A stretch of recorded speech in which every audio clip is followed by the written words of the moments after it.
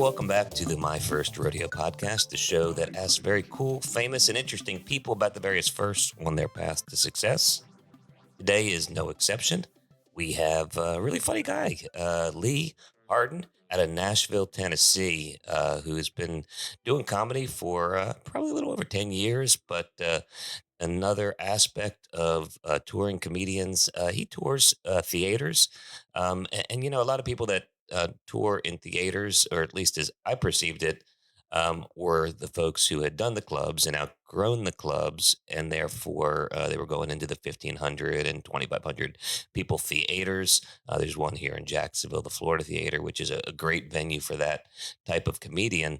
And Lee's done some of that for sure. But what he does is finds these smaller theaters, like the one he and I played Friday night in Inverness, Florida, sort of a in between town, in between a lot of big cities, that had a beautiful 150 person theater, little balcony. So really a smaller version of those theaters that you would see in a bigger city.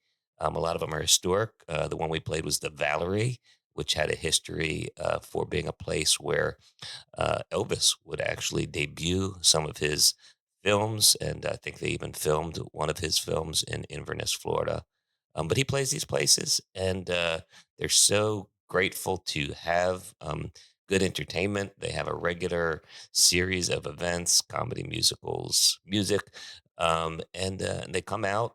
They have a good time. They buy the tickets. They interact with the artist, and it's really a neat model. And frankly, in a lot of ways, really in all ways, uh, it's a better experience for the audience, a better experience for the comedians than even performing in a club. You're not dealing with competing with service of food and drinks, and they may serve some drinks at these places, but it's just a different vibe, and it's a really good one for comedy. I was excited to be there. It was a sellout, and the audience was really just there to have fun, which is great. But Lee Hardin is a neat guy. He is about 40 years old. He's had a fair amount of success. He's got two specials. Both of them on DryBar, which is a great platform for clean comedians. And he did an early one with them, and then did a more recent one. We get into that a little bit. And he's also had the opportunity to do something interesting, which is to open up shows, television shows. If you haven't been to the filming of a TV show, you may not know that there's usually a warm up act that sort of gets the live audience hot and engaged. And he did that and does that. In particular, was doing it for the Mike Huckabee show, which was filmed in Tennessee, I believe. And then he had the opportunity to perform on the show, and he did that, and talks a little bit about how things didn't go perfectly, at least in terms of, let's just call it a wardrobe malfunction. But really a nice guy. He came. We spent the weekend together. He was kind enough to pick me up. We drove down to Inverness, came back, and he performed at the Clean Comedy Series that I run here at the Murray Hill Theater in Jacksonville, Florida, and did a really good job interacting with the crowd, and learned a lot from him. He's definitely another true professional who takes the job of doing stand up comedy seriously, and the business of marketing the shows seriously, and really creates opportunities for himself. I don't know how much of it he gets into on this show, but we talked a lot about how for a while he would just sort of get angry that he didn't have opportunities, and maybe even a little jealous of other people's opportunities. And then he decided he would create opportunities. And in doing so, he's created opportunities for others as well. And yeah, it's an impressive business model. It's an impressive comedy model.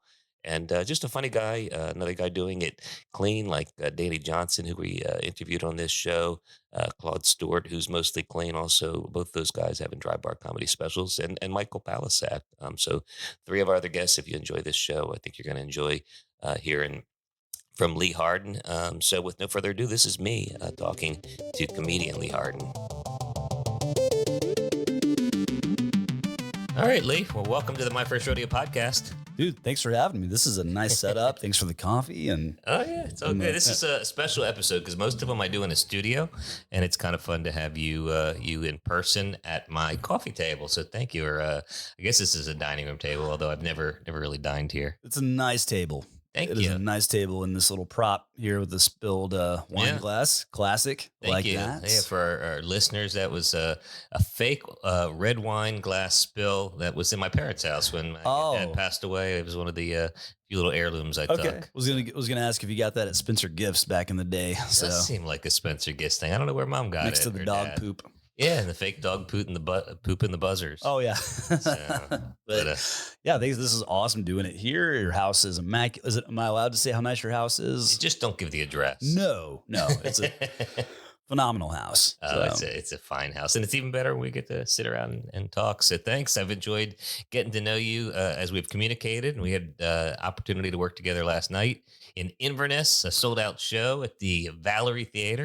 Love that place. Elvis filmed a movie there back in the day. Yeah. Follow Your Dream. Is that the name of them? I heard you riffing with the audience last night. I think it was called Follow It Your sounds Dream. like the movie sucked. Yeah, and that's for an Elvis movie. That's saying something. Well, his movies kind of suck. So if you're saying the one particular one was bad, Right. you're like, aren't they all bad? Yeah, I'm guessing if Taylor Swift like did a movie, it would probably not be a very good movie. Right. It would sell a lot because Right.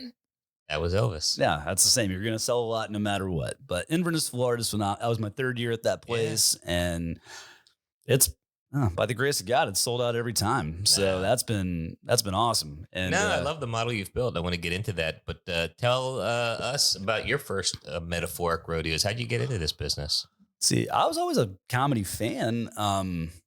Sorry, I'm so not used to hearing myself and Oh. with usually a podcast, so you just raw dog it without headphones. So I'm taking a minute to get used to hearing my amazing baritone. I like you do have a lovely voice. We should Oh. do the Hallelujah chorus or something. or the morning zoo stuff. Like, Yeah. gosh, those are fun, by the way. Calling in on those radio shows. No, don't turn it. I like hearing my voice. Let's All just keep right, that well, up. we'll Yeah. bring it. Ooh, there we go. All right. I'm gonna get narcissistic by the end of this episode. All right. You're gonna Mike, shut up and let me just hear myself. This is weasel hair and butt munch. That's right. Hey, we're rocking into the morning zoo here. All right. 105.2 FM. Come in and eat a jar of hemorrhoid cream, and we'll give you 2 tickets to Nickelback tonight. You'll be too sick to enjoy Nickelback. Nickelback's awesome, by the way. I'm not gonna Right. I'm not gonna be one of the crapper honors of No, no, Nickelback. but- Sorry, you asked a question. But eating hemorrhoid cream is not for the benefit of our listeners. that they tend to No, no. But Nickelback kind of for a while it sounded like they had some hemorrhoids. do. Oh, yeah, I could see that. Sorry, that was dumb. No, that's actually about right. There were a few No. bands in that genre, though. Oh yeah. So I'll answer your question in a second. So Nickelback, Did I have a question? You did. I'll get to it. It's in here. I've been playing Simon. My memory's strong right now. Okay. But I was an early not disliker of Nickelback. Yes. But then it became popular to hate them. But then I went back and listened, and I'm like, Mm. you know what? These are good. Photograph's a good song. These are Right. they write some good stuff. Yep. Like why was I hating on these guys? And Mhm. they're packing out arenas. Someone's going. Right. So someone's going It's to these. interesting because you and I've been talking. It sounds like you definitely have a tribe mentality where you either love or hate something It was until you. the punk rock scene, man. Is that it? Yeah, when punk rock hardcore scene growing Right. up, especially when I was in college, hardcore was getting so huge. Just Yeah. underground places where all these venues and bands like Under Oath made it explode. So Right. many bands, so many hardcore bands are popping up, and then yeah, I can get tribal in the punk rock stuff, like Mhm. even the early '80s, like Green Day. They were considered sellouts at one Right. point, or if you had some melody to your punk rock, you were a sellout, or if you were good at your instrument, Yeah. you weren't supposed to be good at your instrument at one point. Not enough tattoos. Too many tattoos. Right. You, it always gets tribal when new genres come What- around. So What do you think made you susceptible to sort of picking sides? What about your upbringing or your wiring that made you, feel like something's kind of all good or all bad? that's a good question. Wow. Thank you. Thank you. Yeah.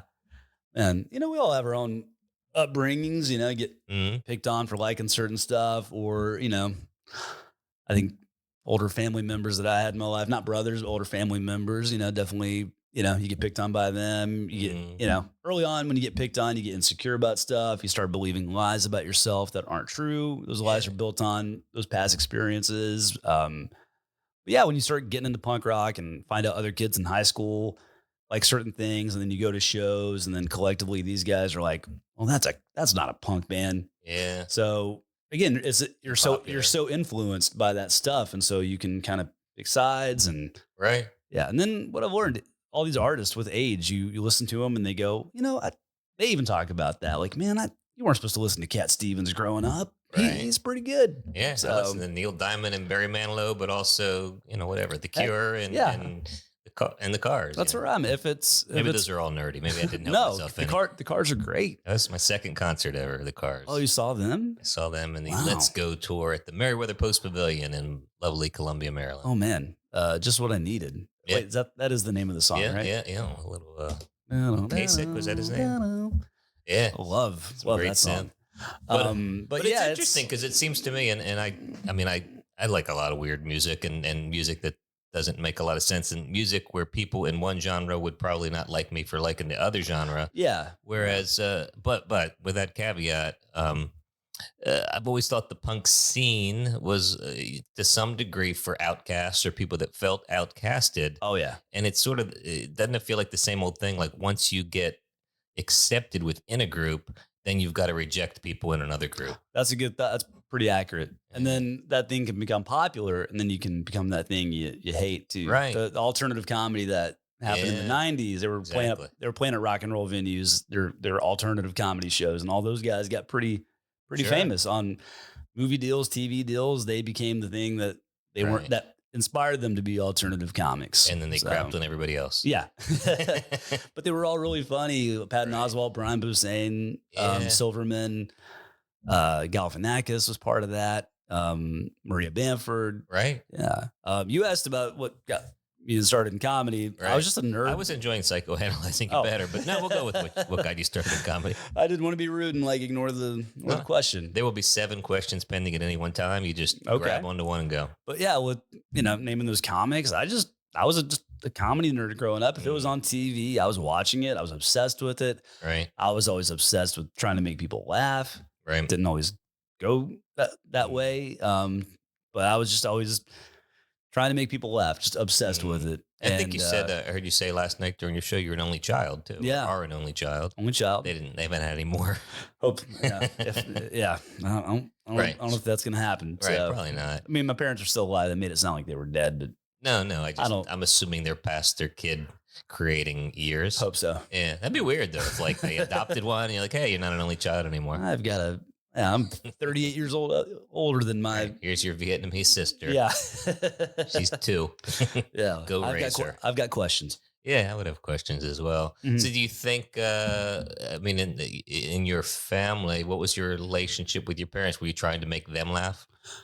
Yeah, I was just a silly kid. I mean, we all watched a lot of the same stuff, and Mm, I would see what they laughed at and just kind of emulated that. And I was definitely trying to do, stand up material in front of my parents at, Mhm. we went to restaurants and stuff like that or hanging out. And they were just like, you need a punchline, buddy. You need a punchline. Mm. And then what's funny is, 12, 13, you get rebellious and start picking on your parents. And I was Yeah. doing that with my dad because he would also try to be funny. He would tell a joke, he would keep going, and I was horrible. I was just always Yeah. like, hey, the line was right here. You kept going. It still wasn't funny. So at the expense of you, I'm guessing. yeah. Yeah, I do that. I'm sure more than I should because sarcasm is my love language, Yep. and I have 5 children, and they've navigated it well. But I've definitely felt, to some degree, with my daughter Samantha Rose, who's been on the My First Rodeo podcast. People love her, Oh, and also with my son Anthony, who's now in law school. That, yeah, at some points I was just straining our relationship, not because I was doing anything mean spirited, but because they were vulnerable kids, and I was just being sarcastic or silly in my mind without appreciating what their experience was in it. yeah. We're human. We're going to hurt people without realizing it, Yeah. you know?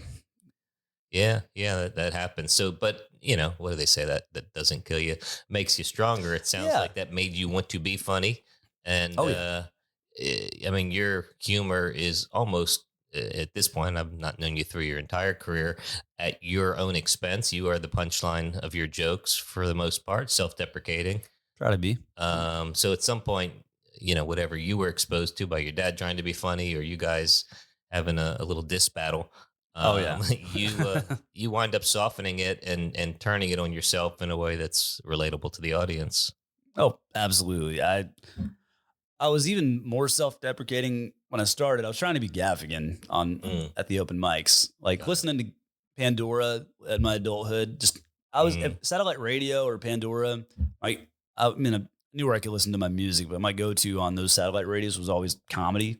right. But Gaffigan, Ben Bailey, Henry Cho, Jeff Allen. I was just if they were on, I'm listening. But the more Mm. Gaffigan I listen to, I'm like, man, I'd love Did to you do try this. to work in the voice in your head as he does, as a sort of a, a second fiddle to Well, his comedy? luckily, that's at least the one thing I knew before I got into comedy. I'm like, oh, that's his thing. I don't want to. Right, But I was definitely trying to do the like, well, I'm weird type of right. stuff, and it wasn't working. But self-deprecating is definitely different than embarrassment, and that was the one thing that was the takeaway I had.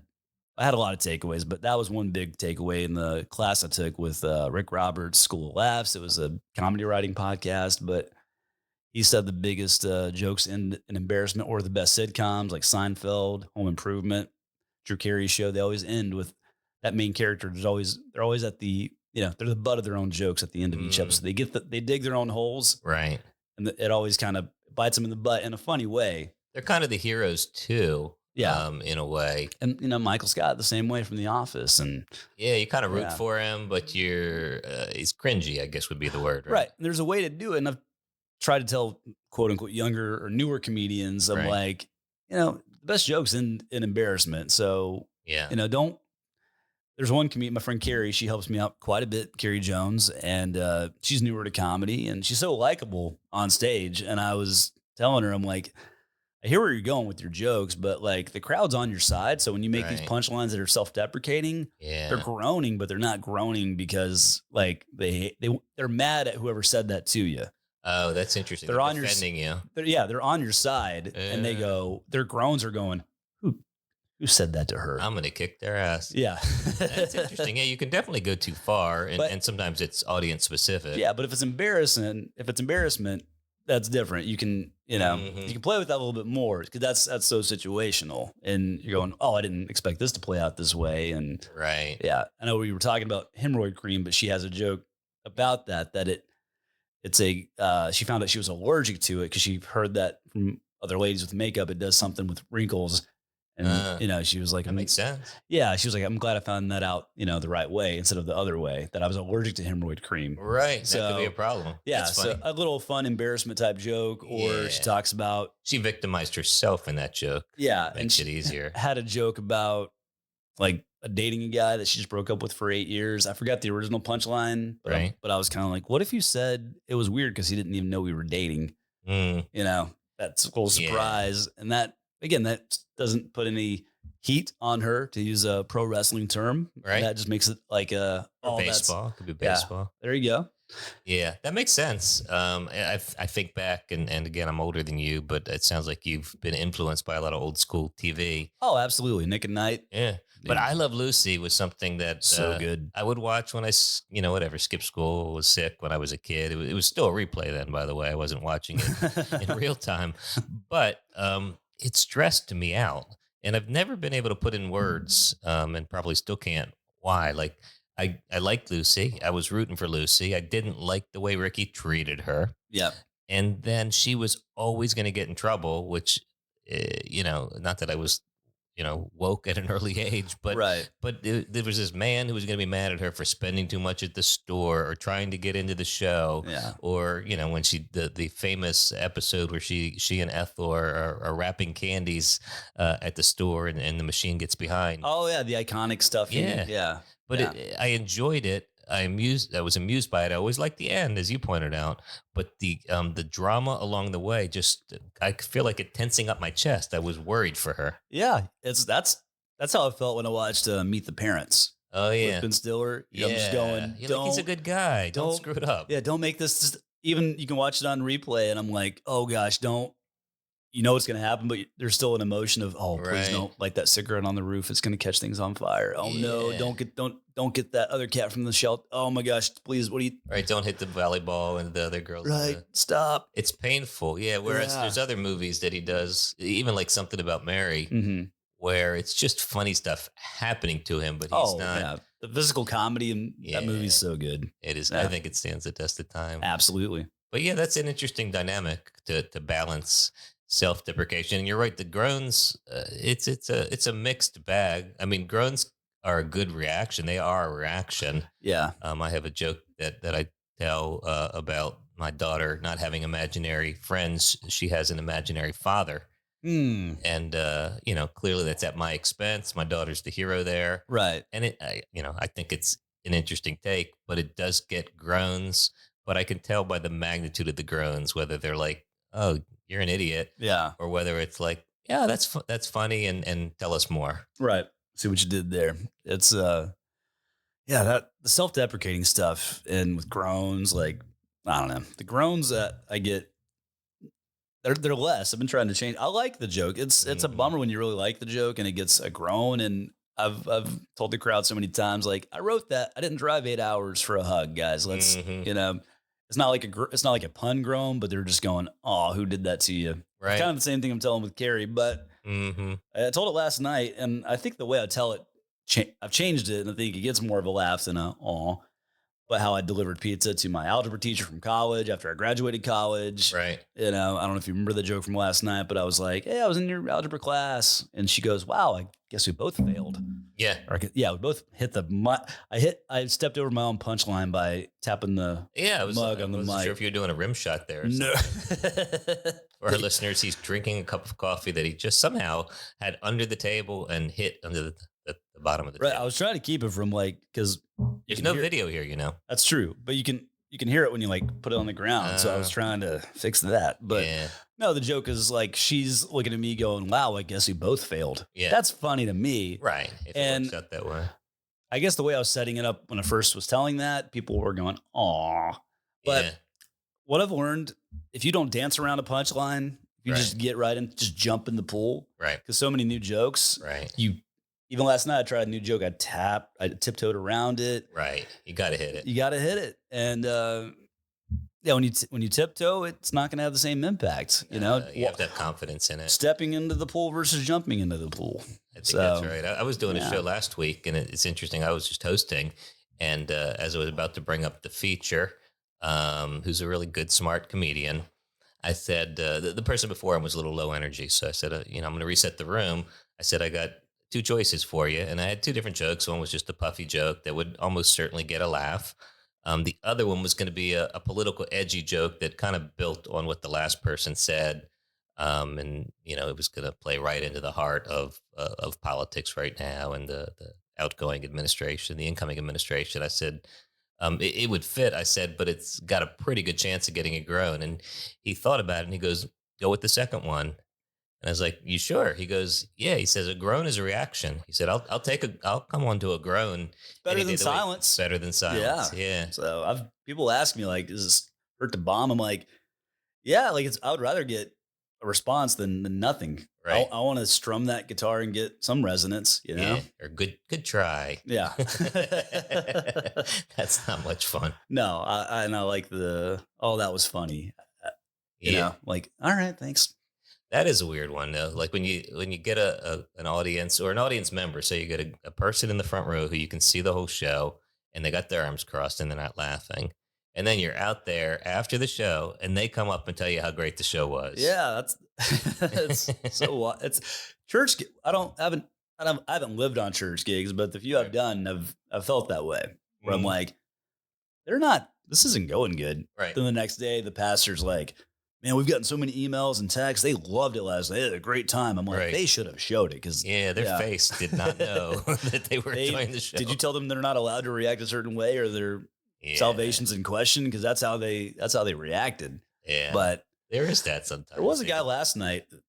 There's a older bearded guy in the front row. Uh, I don't know. I didn't pick on him, but every time I would tell a joke, it would go well. look over I at would him. look at him. I'm like, is he? I hope he's okay. I wasn't mad that he Yeah. wasn't laughing. I'm Right, just right. going. I'm hoping. I'm hoping he's having a good time. Isn't it So, funny in a whole audience of people laughing, we'll find the one person who's not and be worried about their oh well yeah, being? that's human nature. Like, oh gosh, we were talking NFL earlier. I watched the series Quarterback on Yeah. Netflix. Did Yeah, sure. you watch that? I've dabbled with It's it. I pretty watched some good. of it. Yeah. But every quarterback they have on there, they're always Yeah. talking about, oh, I could be 25 out of 27 on my Right. stats. I'm just going to be thinking about those two passes that Yeah. didn't work. And that's just human nature. We get so accustomed to what we have. We Hmm. focus on what we don't have, what's not going good. After the show, yeah, that's for sure. I always analogize it to something I've never done at any level of success, and that is playing baseball.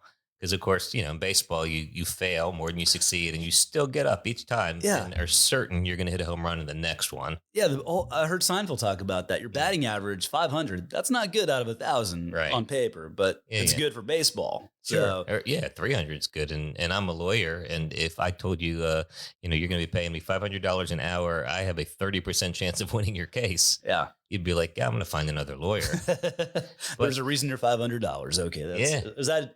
I know nothing about lawyer yeah. fees. That sounds like a low, or is that an expensive rate? Is that That's right there. That's okay? right there. It's a It's a pretty good first, rate. we Okay, certainly.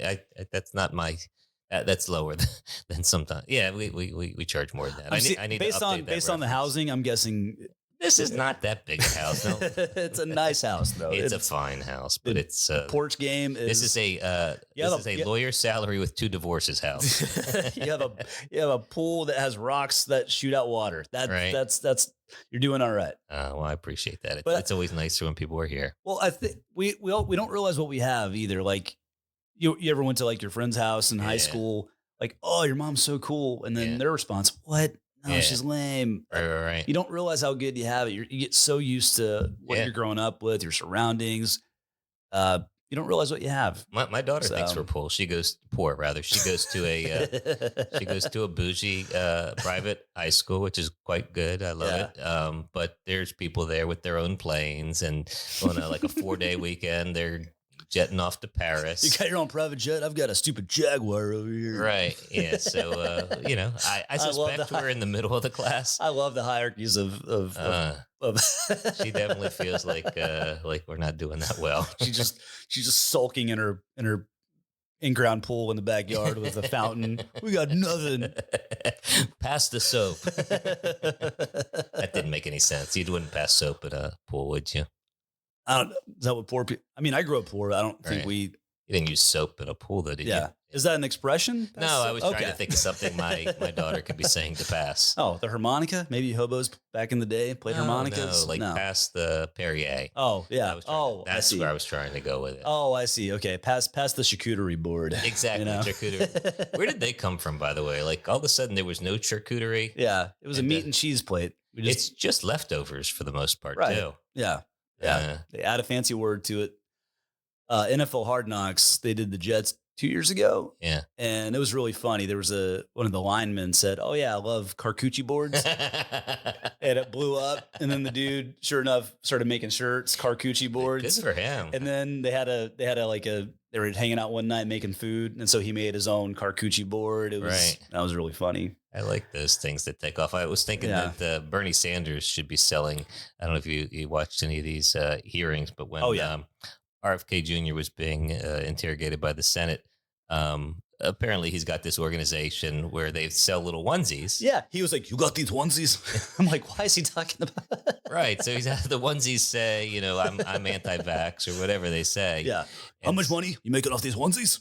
Yes, Like- but Bernie Sanders, this was his soundbite. It was, are you supportive of these onesies? I'm like, that is something you'd never expect a U.S. senator to articulate. Are you supportive of these onesies? Yeah. And I want to get all my friends with babies say, are you supportive of these onesies? Do you support this onesie? I'm more worried about the onesie supporting my kid. yeah, absolutely. I don't support adult onesies. We need to stop. I would wear Stop a onesie. there. Yeah. That'd be all right. I would wear a onesie. So back to you. Gosh, where were we? I don't know, but you're talking about like where your daughter thinks we're poor. It's hilarious. yeah. I was because I thought it was a pool house. Technically, it's a garage that you have. It's just a little garage in but the alley. the pool house, I've been trying to make a joke about it forever. I'll figure it out one day. But Oh. growing up, Yes. we weren't on assisted. We weren't like on government Right. income or anything. But my parents were honest, hardworking people. We just Right. Are you saying I'm not honest? Is that what you're suggesting? pretty much. Okay, You're a got it. lawyer. What? So your parents the were more lawyer. honest than The me. lawyer just asked. You don't think I'm honest? What? Right, right. Kidding. Them's fighting words. All right. So your parents. No, but we were had a double wide trailer and some Right. land. It was they Above ground pool? That came later when they got some money. Okay, Yeah, you had that to build up to we get had a above ground. trampoline, but that was already that was All right. already there before we moved in. That was You had a rusty old, that was left over, and the springs were popping, and I would just scoop in underneath like it. on the contract when your parents bought the house. Did it say the trampoline conveys? Like it goes to the new I owners. don't even know if there was a contract. That Yeah, they squatted on the double wide. feels like yeah. But you hear about how other kids grew up. Even when Right. we got out of that in high school, we had we were living a like a in a essentially a bonus room, like almost like a one room apartment with a little Okay. downstairs area, but it was attached to an actual house. So we just, That you did not live in. you're right. We were just very humble. Like, You're sounding poorer than you were letting on, but go on. I mean, again, it was like everyone I knew had, their own rooms, houses, Right. and all this stuff. We just had really tight. I think most people did, to be honest. But Yeah. I don't mean I don't mean to be the one to tell you that. No, that's again, it was a very, very tight quarters. Yeah. It was just unusual compared Okay. to everywhere Yeah. else. But hearing people talk about like a Yeah, pool house, I was like, yeah. you have a pool and then you have a house for the pool. Like Just for when you're cleaning up around the pool. your pool is doing better than like my family right now. Like, Well, this that's explains something to me because you mentioned to me, and I hope I'm not sharing too much, but that you and your family have been living in a hotel for the past 6 months. oh yeah. Kitchen caught on fire, and we've been, blessed to have a place to live for Yeah. almost. Gosh, it'll be close to a year. We're supposed to Wow. move back at the end of March, so And I was thinking to myself, that's tight confines, but you grew up in tight confines. So oh yeah, we're not we're that good. big Yeah, a deal. and we're not all sharing a hotel. Thankfully, Right. I got my own room. Right. Thank God. What's it like to live in a hotel? I mean, Oh, it's obviously we've all awesome. done it, but like I love you it. get free soap every day, I'm guessing. We passed the soap. Right? You Yeah. get toilet paper whenever you need it. Oh, right? yeah, You haven't had and- to buy any of those disposables in a while. Do you No. call up for like the little things of toothpaste? Oh, I don't. I don't call up. They would probably laugh at me. They know me too well now at the front desk. You grab them from the front? Oh, My I go point is, down- are you buying toothpaste? Nah. I have some in my bathroom, but if Yeah. I'm traveling, Yeah. I will go down there. Hey, can I? And I get some snag of those it- little tiny tubes toothpaste for a Yeah. Barbie doll. Yeah, Yeah, those are good. yeah. I get some toothpaste. I get Alright. some. They have these like little. They make your bed every day. Huh. Unless you do the DND, the do not disturb, Yeah. and then they leave 2 bottles of water after they Nice. clean, and I'm like, this helps me out. Huh. That's pretty good. Oh yeah, and breakfast in the morning. Did they ever do a deep cleaning? Because you've been there for a year now. I keep mine pretty Yeah. well maintained. I don't put a lot of stuff in there, so they don't have to do Right. a lot with me. Okay. And I do my best to even like go, all right, I'm here for the weekend. I'm not going to have them clean. I'm not going to, hmm or Can you sublet? Like if you're going away for the weekend, rinse it.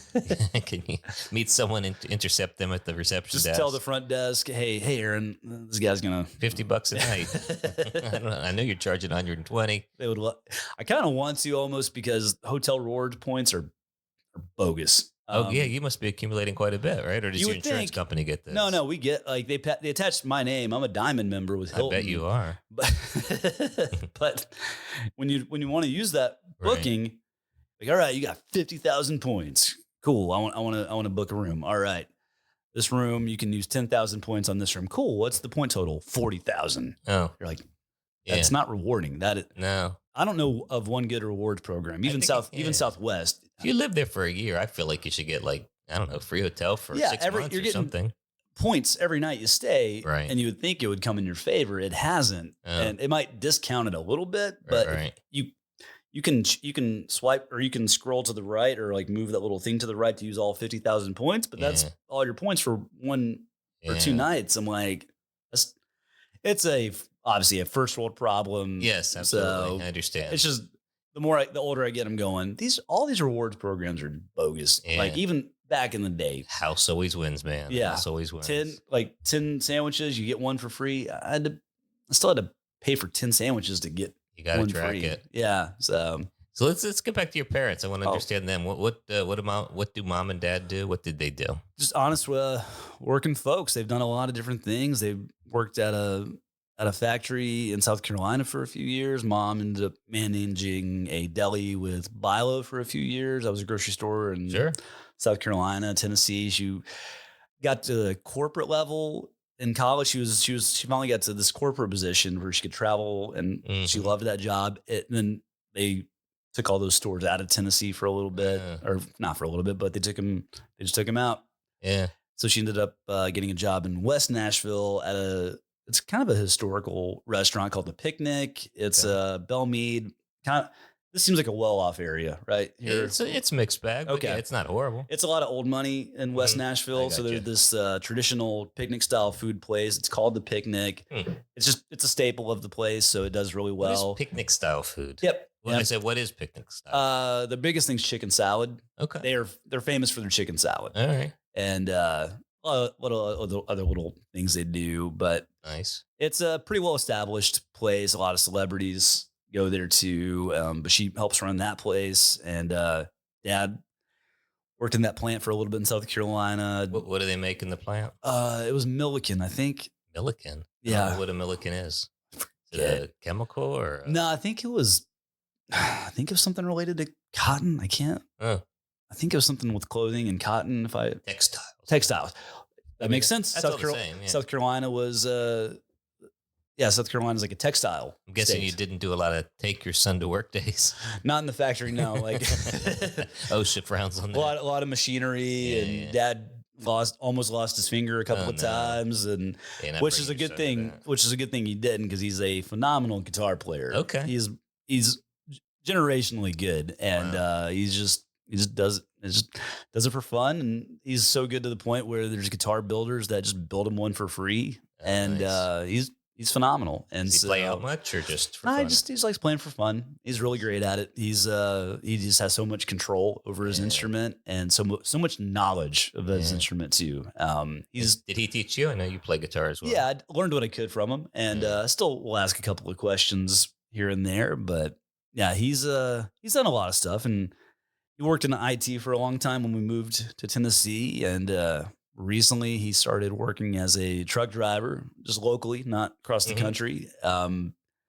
He loves it a lot better than he does IT. Yeah.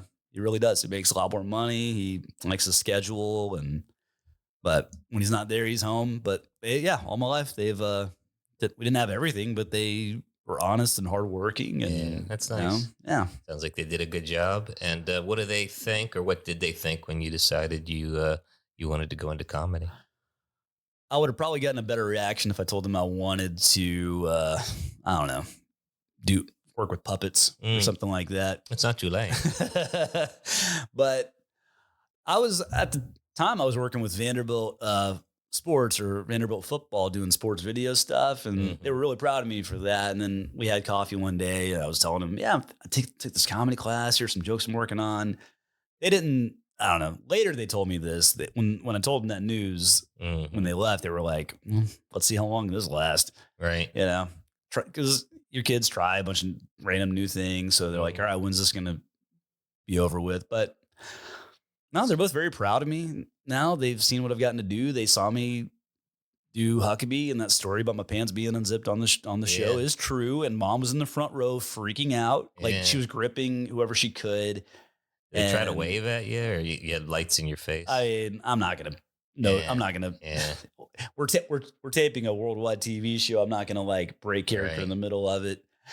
But yeah, she was in the front row seeing that, and like they fix it in editing, but Yeah. all of them legit texted me afterwards. Did you know your Yeah. zipper was fly That's was open? That's too I funny. threw the jeans away that night. Do you too, do anything so. different now? You seem like a person that's very thoughtful and maybe even a little ritualistic. Do you do anything like a extra check of the zipper just before you go out now?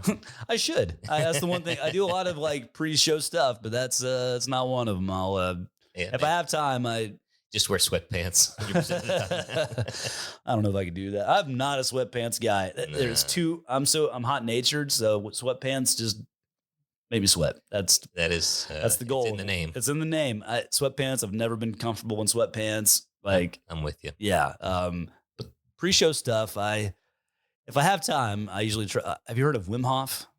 No, I don't think so. You would love it. It's Okay. This guy named Wim Hof. He, Yeah, that makes sense. yeah. He's but that's his name. I think he's from the Netherlands or one of those Nordic areas. Okay. I know my geography. Yeah. I played Risk. I know my geography. Understand?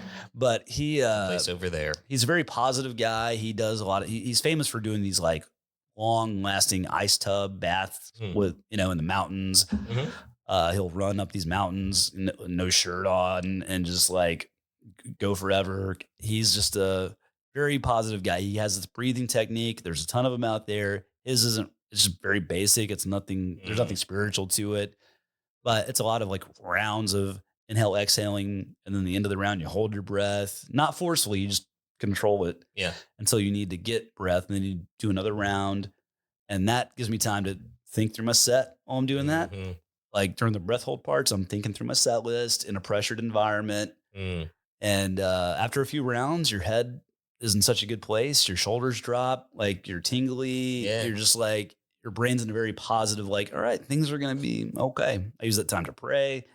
Um, it's a, just, it puts your, you need to be in a positive mood. Right. Nerves are going to be there, but I feel like you need to be in a positive mood before you Mhm. do a comedy set. So, Yeah, I like that a lot. I was listening last week to an interview, and I forget the guy's full name. His first name's Noah. He's an actor. He was on ER back in Noah the day. Wiley, Yes, such a good, he also played Steve Jobs. that's right. And he's got a Fire. new medical show on Max or HBO Okay. Max where he plays a doctor. He's sorry Surprisingly, to say, he's such a good. I wish I knew what happened to him between a few yeah, decades because he big in the '90s and he would still do some stuff, but he didn't continue to be like right, that. right. Everyone talked about him, He and they took should some. have because He took he's. some time off to be a parent, I think. And Uh, yeah, how do you hate that? yeah. That's so cool. Mark Maron's show, WTF? They did a nice interview of him last Cool. week or 2 weeks ago. But what he said, which resonates with what you said, is that for him, acting in particular, which is his art, it's all about breathing. Like he will not only think, and you and I were talking about this last night on the drive home about the backstory of a character that you're playing and Hmm. you're acting now, and maybe even the forward story, what's going to happen next. Hmm. But he'll think about how they're breathing, right? So right before the scene, and it makes sense because when you're on a set and they yell, go or whatever they yell on a set, what do they yell? I think Action. action. Yeah. Action would be the word. Yeah. Yeah. Yeah. So when they yell action, all of a sudden you're going from being in your trailer or maybe standing there while they're getting the lights ready to now you're doing something either very exciting or very mellow or somewhere in between. But he will, in that moment before action, get his breathing to line up with what the character's energy level is. Wow. Kind of neat. That's so deep. Yeah, and Wow. if it's only been a week since I listened to it, but I certainly have been thinking about off stage doing that before I come on. Like, what do I want my breathing to be? So that there's not this disjointed moment where you're going from standing in a sometimes cramped, stuffy backstage area, then walking into this lighted area where hundreds of people are looking at you, and yeah, it's just a moment where everything's catching up with each other. Yeah. It's very freaky when you think about it. Yeah. And again, outside looking in, you never know, like, because people in the audience are going, "Oh, I can never do that," and Mm-hmm. we used to be that person. Mm-hmm.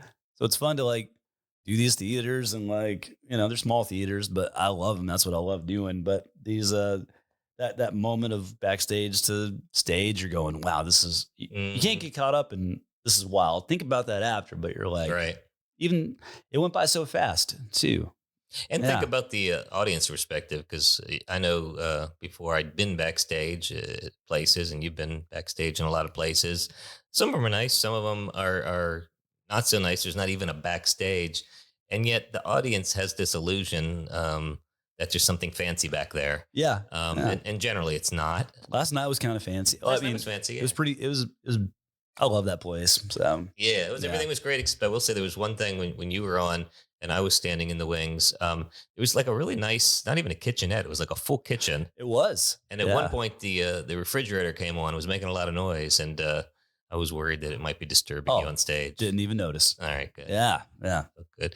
So I do want to talk about your I'll say business model, because what you do I think is really innovative and I don't know, just practical in terms of where you like to work, where you get work, where the audiences are going to be your kind of audience, and frankly, where the economics make sense. And I haven't so far. I've not seen anyone that does what you do at the level you do it, and that is to just find these neat theaters in the 150 to 300 person seat range. beautiful old classic theaters, a lot of them in small towns, between bigger towns. Like last night, we were between, say, Orlando and Tampa and Yeah. Jacksonville. A lot of people in Florida have never even heard of Inverness, Florida. Yeah. Yeah. So And so, I mean, you have a whole repertoire of them. Many of them you've been multiple times. You go every year, every other year, and you promote them in a way, and you work with others to do it. It's I don't know. I'm just describing it and maybe giving too much away. no, that's all But right. how did you come upon it, and how do you find that it works so well for you? Yeah. I mean, when I started getting into comedy, I think I went to a community play or something and just going, this would be a cool place for a comedy show. And then Right. I think I won an open mic, well, co-won that open mic contest, but it was at a little, alternative like black box type Hmm. theater vibe. And we're going, man, this is more fun than like, some other places to do comedy. It's a focused Right. environment. I heard Todd Glass talk about that on a documentary about what would make a good comedy club. And he's like, Mm, been to a movie theater? Great. What is it? Seats, screen. yeah. And he was like, complaining about how it's tables, it's a bar, serving staff, Right. that's the normal comedy club deal. But he was like, Because they're selling food and drink, yeah, and they got to that's make what their you got to money. do. I Yeah. get it. But yeah, I just always kind of thought I'd like to do this would be cool. I don't know how I'll get this done, but that was like when I first started. And then got to do a few through random like book engagements, and so I've done a few of them. And then, after years of working the road, doing all the gigs, whatever I could. And then, yeah, about 3 years ago, I had enough mileage under my belt. I had enough video out there, had some good looking headshots, and I had no work for 2023. It was late 2022. I'm looking, emailing all the clubs I've been to, or Right. just I just wasn't getting responses. I just wasn't hearing from the same people I used to. And things were weird coming out of the pandemic for all of us. Oh, for sure. And I couldn't get my head around it. Even people I've worked with in the past, I wasn't hearing from them. I'm like, this is weird. And you can drive yourself crazy wondering what's going on or change gears. And I was like, this thing's got to work, or I need to change careers because it's not working. I can't be a working comic if there's no gigs. Right. I also didn't want to keep doing the same gigs I was doing. I didn't want to keep driving. It wasn't like I wasn't doing these all the time, but I didn't want to keep going to like, I don't know, Kansas for a youth lock in or a Mm. nursing home run in Louisiana. Like Is that a phrase? A nursing home run? it was a week of, I agreed to the gig because of the money. And then Yeah. I found out later what the gigs were going to be. Yeah. And it was like a week in Louisiana, going nursing home to nursing home. And this was after, I got to do a comedy special. I got to be on TV with Mike Huckabee, and it's not, you feel entitled, but you're just going, this is not what I had in mind Yeah. with using these credits. And it was sweet. I was like, it was heartbreaking going to these places, meeting these people, Right. and the staff was really appreciative and all that stuff. But in your head, you're going, okay, Yeah. Nashville Comedy Festival is happening right now. And Yeah. this is where I'm at. And then that's comparison monster eating at you. Those are So those are legitimate comparisons. Though. sure. You got to And pay the bills, but yeah, I was just like, oh gosh, something's got to change. I don't want yeah. to, these aren't the gigs I had in mind. Right. And it was just, it was a dark time. And I'm like, something's gotta change. And Mm. just, I went, you know what? I think I have enough, like I said, enough video and a way to present myself. I've wanted to do these type of theaters. Let's see if something can come up. So I just cold emailed as many as I could, and thankfully a few started saying yes, and then a few more started saying yes. Definitely a God thing. And once the first one said yes, I went, oh shoot, I got to learn how to promote.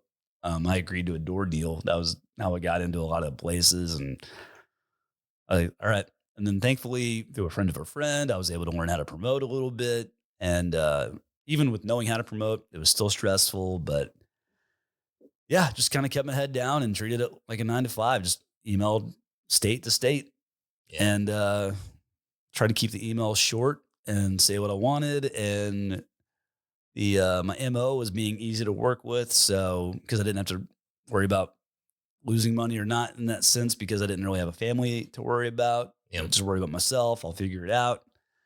And it's different for everybody. Like if I had a family of 5, or if I was in that kind of world, it would have been a lot harder to do this. Yeah. So I think yeah, it's it's great just though. I mean, yeah. in addition to making sense and you creating your own opportunities and not complaining or stopping complaining about others people's Oh opportunities. yeah, I was a big complainer and had a lot of growing up to do, and yeah, but I'm very grateful it's worked out the way it has. And I think I've said this before. They're not all winners. I mean, you'll have a sellout show one weekend, the next weekend you might drive pretty far, and it's like could be Yeah, 10 people, and you're like, shoot.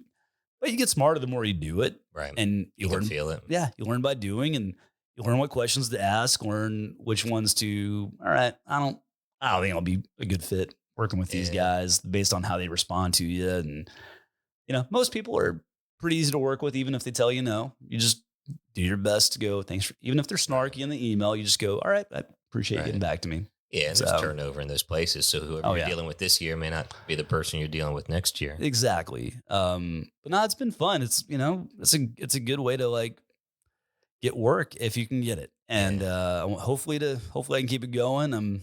Goal is to just get smarter about the deals I make, and be smart about how I promote, which mm, theaters to work with. And, you go to some repeat places, and that should inspire you to write newer stuff. It's easy to get content right. in an act if you already have an act. So, It's all a good point. yeah. What I like about it, from the outside looking in and from having experienced it with you last night and done some other theaters, is it's just the crowds in those communities are appreciative and Yep. thirsty. If you're in a bigger city where the comedy clubs tend to be, Yeah. those people get so much entertainment and so many Oh, yeah. choices for their comedy dollar or for their entertainment dollar. Yeah. And I'm not saying they don't in Inverness, but they came out in droves. It was sort of a community of people coming out. Yeah. Not saying they all knew each other, but they all had something in common. Felt They like it. appreciated the theater. Yep. They stayed and talked and made comments about the jokes. It was just it's everything. It's the opposite of everything that you tend to complain about in comedy. Oh, absolutely. And that was a big learn too. You're going, all right, these small towns, they don't get a lot of this. They might have some plays at this Sure. theater or a musician come through, but Right. there's not a ton of stand up. Yeah. And so I don't know, I don't know if it's like cheating or not, but you're just like, all right, this is fun. I'm getting to tell jokes to a crowd that's not seen me before, and they're going great. It's going Yeah. fun. This I is don't think it's I think it's the opposite of cheating. It's actually what comedy should be. Like so often so you go to a comedy club or a bigger place or God forbid a bar where they're just foisting comedy on people yeah. and Yeah. they don't even treat you like you're there. I was speaking today at a college class on marketing about what people in marketing can learn from comedy. But there was this one student there, Emma, who was sitting in the front row on her computer because some of the students were there on Zoom. She wasn't there on Zoom, but she was watching on Zoom. And I was standing right in front of her. And she was engaging. She was smiling. She was even raising her hand. She never took her eyes off the computer. And so, like, to actually interact with human beings and appreciate it, that's what these small towns seem to still be able to do. Yeah. Yeah. They're very a little more traditional, old school, but it's just laid back, friendly people for the most part Hmm. that just want to live their lives. Yeah, And if you watch the world through one lens, you would think we only exist in New York and LA, maybe Chicago, but right. it's like, nope, there's a whole middle America that you forget about. Yeah, And it's it's been good. I'm yeah, very grateful, and I forgot where I was going with that, but it's I don't know. One of my philosophies with it too was just there's probably a lot of people that wouldn't step foot into a comedy club. right.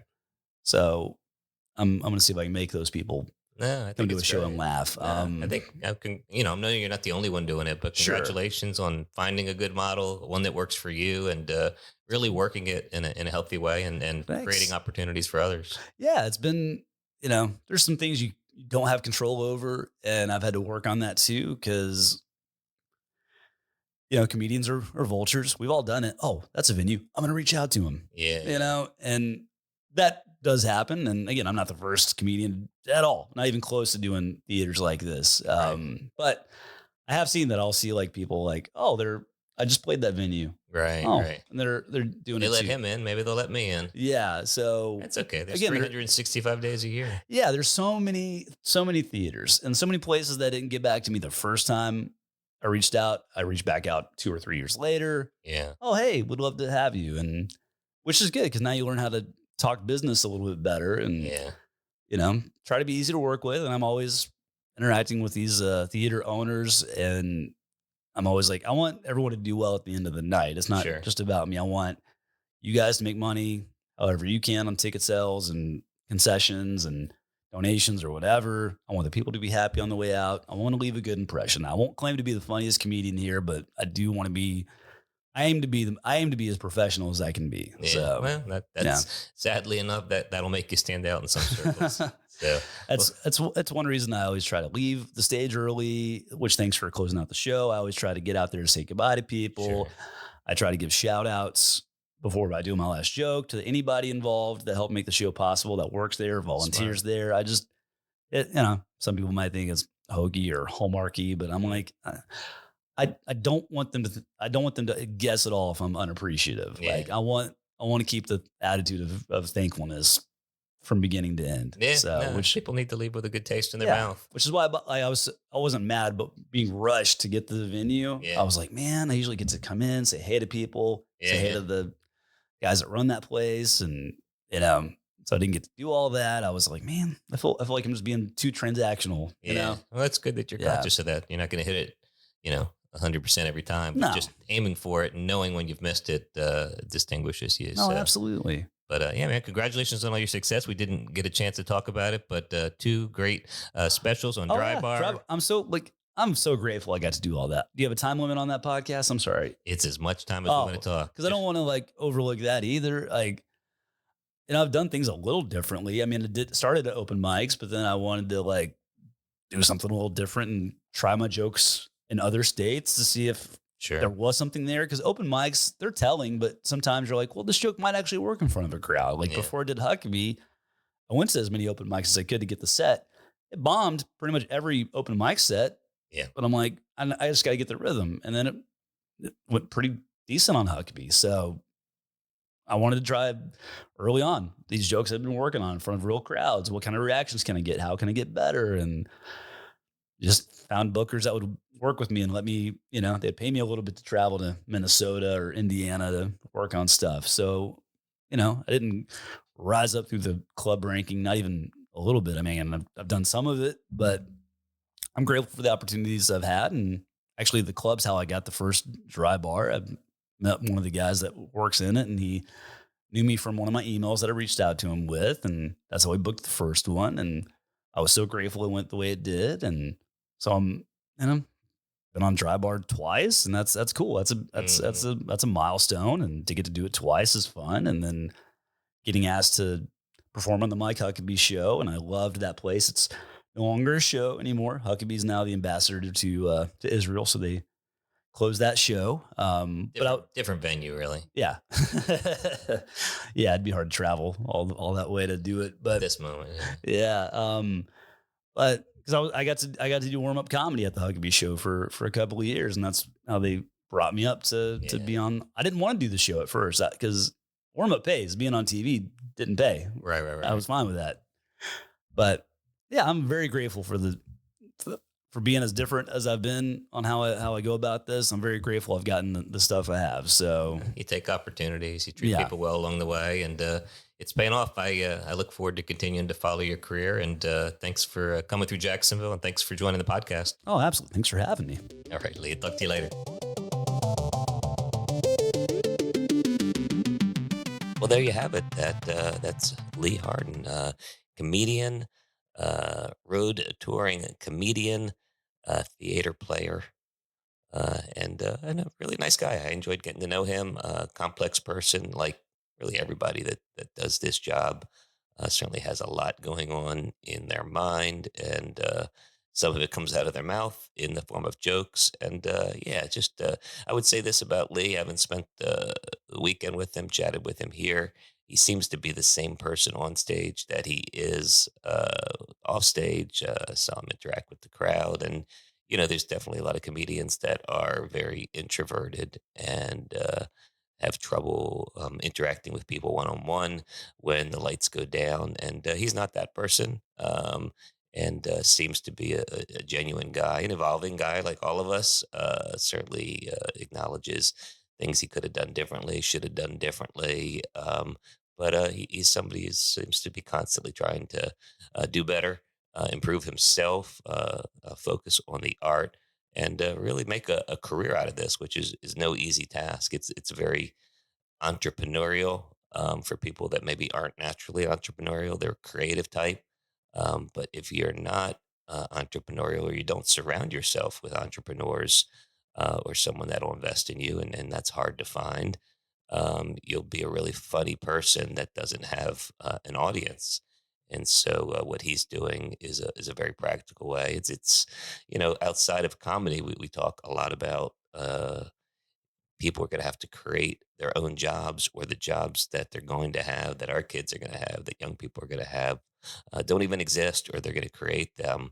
And that skill is exactly what Lee Hardin is doing. He's creating not the job of comedy, but the audience and the atmosphere, and really getting, as they say, butts in seats, because that's what it comes down to. You got to be funny, and there should be a correlation between being funny and getting butts in seats. But I got to tell you, I know a lot of really funny people that don't have an audience, and then there's people that aren't as funny as some of the brilliant starving artists that everybody knows, that I know, um, and they just they don't have the opportunity. So you got to do both. You gotta find lightning in a bottle. But being funny, being a good musician, being any sort of a performing artist is not enough if you don't have an audience. So there's a model we've learned about today. We've talked about where Lee Harton has developed it. He's not the first one to do it, but he's doing it at a very high level. So, nice guy, interesting guy. Certainly someone to follow. I would check out his special on DryBar. If you enjoyed this show and you haven't been listening to the My First Rodeo podcast, I would encourage you to go back and listen to the Claude Stewart episode, and the Danny Johnson episode, and the Michael Palisak episode, and the Rio Paris episode. We don't mostly interview comedians, but when there's a good one with an interesting backstory and interesting metaphoric first rodeos, I like to bring them to you. So I hope you enjoyed it. I hope you will subscribe if you have not already. I hope you'll share this episode and the podcast with friends. And I hope you'll come back and join us next time on My First Rodeo.